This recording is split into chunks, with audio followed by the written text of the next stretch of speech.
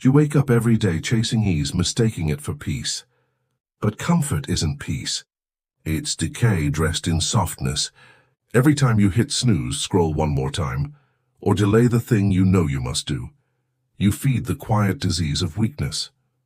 It doesn't scream. It whispers, "You deserve rest. You've done enough." But deep down, you know you haven't. Comfort has become your drug, numbing you from the truth that strength only grows in discomfort. The Stoics saw this centuries ago. That indulgence softens the soul and makes men slaves to their impulses. You tell yourself tomorrow will be different, but tomorrow never comes for the undisciplined. Each small surrender piles into a mountain of regret. The first Stoic lesson is brutal but liberating. What you tolerate, you become. And if you keep tolerating weakness, it will quietly own you, until there's nothing left to save. You keep waiting for the right mood, the right spark, the perfect moment to begin, but that moment never arrives. Motivation is the liar that convinces you to wait, while your life burns quietly in the background. The Stoics never relied on feeling ready. They acted because action itself created readiness. Marcus Aurelius didn't rise at dawn because he felt like it. He rose because the world demanded his duty. The man who depends on emotion will always kneel before it, but the man who moves without it, who acts despite fear, despite fatigue, becomes unstoppable. Discipline doesn't need applause. It doesn't need comfort. It just needs truth. The understanding that motion creates meaning. Every time you choose to move without motivation, you reclaim power from chaos. And the moment you stop asking, "Do I feel like it?" is the same moment you start living like a warrior instead of a dreamer. There comes a moment when you can't hide behind distractions anymore. The noise fades and what's left is the reflection. Raw, unfiltered, and merciless, you see the habits that keep you small, the excuses you've polished into stories. You realize that weakness isn't something that happens to you. It's something you choose every day through avoidance. The Stoics called this confrontation the birth of wisdom, because the man who dares to see himself clearly already stands above the one who hides. It's not an easy sight. To see the potential you've wasted, the promises you've broken, the strength you've traded for comfort. But in that pain, something ancient stirs. You begin to understand that suffering wasn't your enemy. Denial was. The mirror doesn't judge, it reveals. And the moment you stop running from your reflection, you stop being a victim of it. That's when the weak man begins to die, and the Stoic within begins to awaken. The greatest threat you'll ever face doesn't live outside you, it breathes within. It's the whisper of fear that kills your courage, the flicker of doubt that poisons your conviction. You think the world is against you, but most of your battles are fought in silence, between what you want to do and what you actually do. Seneca warned that we suffer more in imagination than in reality, and you begin to see how true that is. Your mind creates monsters that the real world could never match. Every failure, every rejection, every fear you obsess over is born in your own thoughts. You build prisons out of emotion and call them identity. The Stoics knew the truth. That control over the mind is the only true victory. Until you conquer that inner chaos, no success will ever feel like peace. So turn inward. Face the enemy without hate but with discipline. Because mastery doesn't come from fighting others. It comes from mastering yourself. Anger, envy, and fear. They feel powerful, but they're parasites feeding on your control. You think emotion makes you alive, but when emotion commands you, it owns you. The Stoics never denied feeling. They denied slavery to it. Marcus Aurelius wrote, "You have power over your mind, not outside events." That's not philosophy. It's warfare. The modern man burns his energy on what he cannot change, chasing validation, drowning in comparison. But emotion without control is chaos disguised as passion. To conquer it, you must do what few can. Pause, observe the storm without stepping into it. Feel everything but react to nothing. That pause is where your power lives. It's where the world loses its grip on you. The disciplined man still feels deeply. He just channels emotion into direction, not destruction. When you master reaction, You stop being tossed by waves and start steering the ship. That's when emotion becomes fuel, not fire. Weakness always needs someone to blame. Fate, parents, society, circumstance. But the moment you assign blame, you surrender power. The Stoics knew that victimhood is a luxury for men who fear responsibility. Epictetus was born a slave, yet he became freer than most kings because he mastered his response. You've been conditioned to seek sympathy instead of strength, but pity will never make you powerful. Every time you say, "It's not my fault," you give the world permission to own you. The truth is brutal but liberating. No one is coming to save you, and that's exactly why you can rise. When you stop needing life to be fair, you start becoming formidable.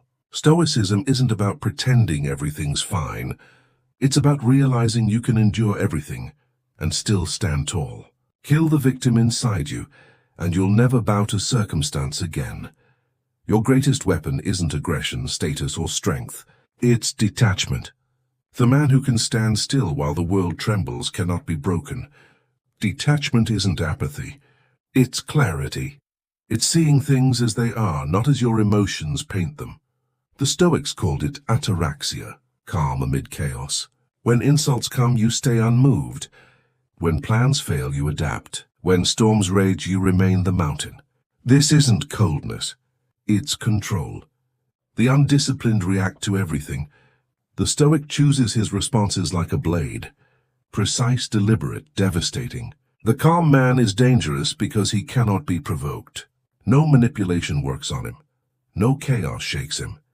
You can take everything from him and he still stands. That silence terrifies the weak because it's the sound of absolute strength. Detachment isn't escape, it's mastery. And mastery is the weapon every true Stoic carries. You think discipline means grinding yourself into dust, waking early, lifting heavy, working harder than everyone else. But true discipline isn't punishment. It's alignment. It's the art of doing what must be done, even when your emotions revolt. The Stoics didn't chase intensity. They built consistency.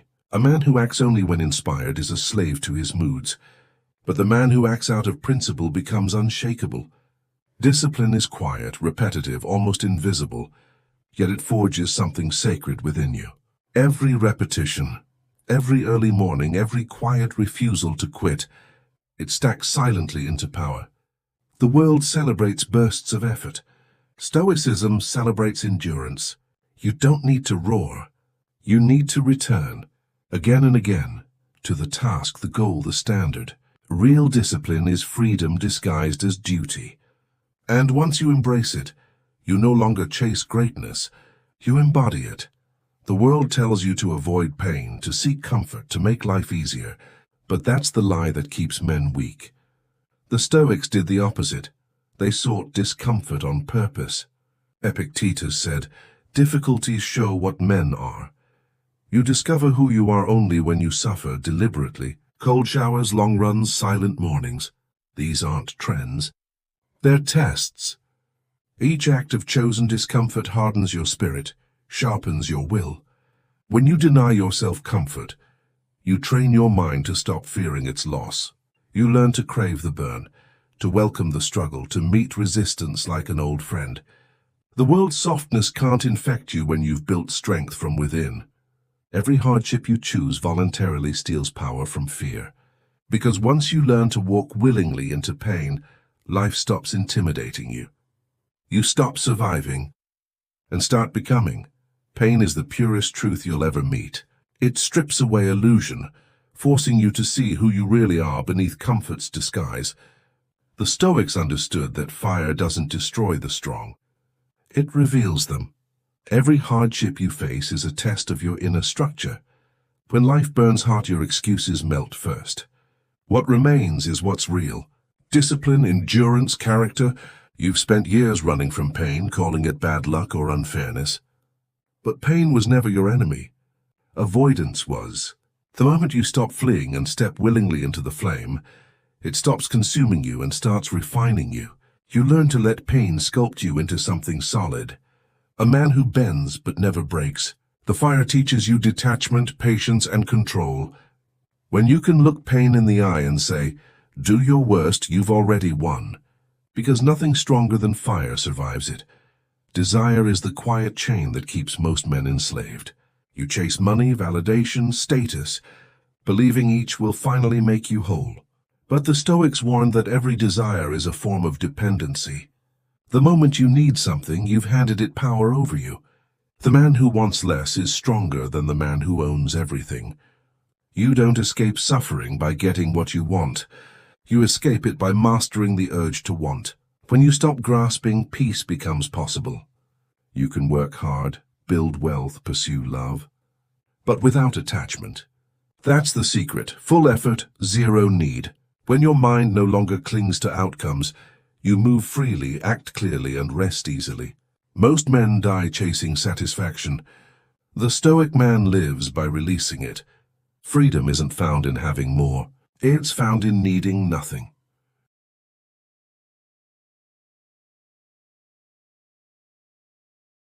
You avoid thinking about death as if ignoring it will keep it away. But the Stoics faced it daily, whispering memento mori. Remember, you will die, not to drown in fear, but to wake up fully. Death is the great purifier. It burns away trivial worries and leaves only what matters. When you truly grasp that every breath could be your last, you stop wasting time on petty arguments, shallow goals, and empty distractions. Each sunrise becomes sacred. Each moment a test of gratitude. You stop asking, "Why me?" and start asking, "Well, why not now?" Death doesn't end life. It defines it. And the man who carries death in his awareness lives more fiercely than the one who pretends he's immortal. Remembering mortality isn't morbid. It's fuel. It turns procrastination into purpose, and life itself into an act of disciplined urgency. You fought the battles, endured the storms, and now you stand still. Not because the chaos ended, but because it no longer controls you. The Stoic master doesn't need to prove power. His calm is power. When others panic, you breathe. When others boast, you observe. Silence becomes your shield, presence your weapon. You've learned that strength isn't loud, it's precise. You move with intention, speak with clarity, and act without fear. The world still burns, but inside there's only order.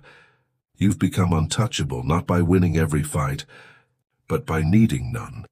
That's true mastery. The Stoic path was never meant to be walked alone. Strength sharpens in solitude, but it's proven in unity. You find others who refuse weakness, men who speak truth, act with purpose, and live with honor. Together, you form a quiet brotherhood. Bound not by ego, but by discipline, you lift each other through action, not talk. You remind one another that the world doesn't need more comfort. It needs more courage. So stand firm, speak truth, and walk forward. Share your strength, not your excuses.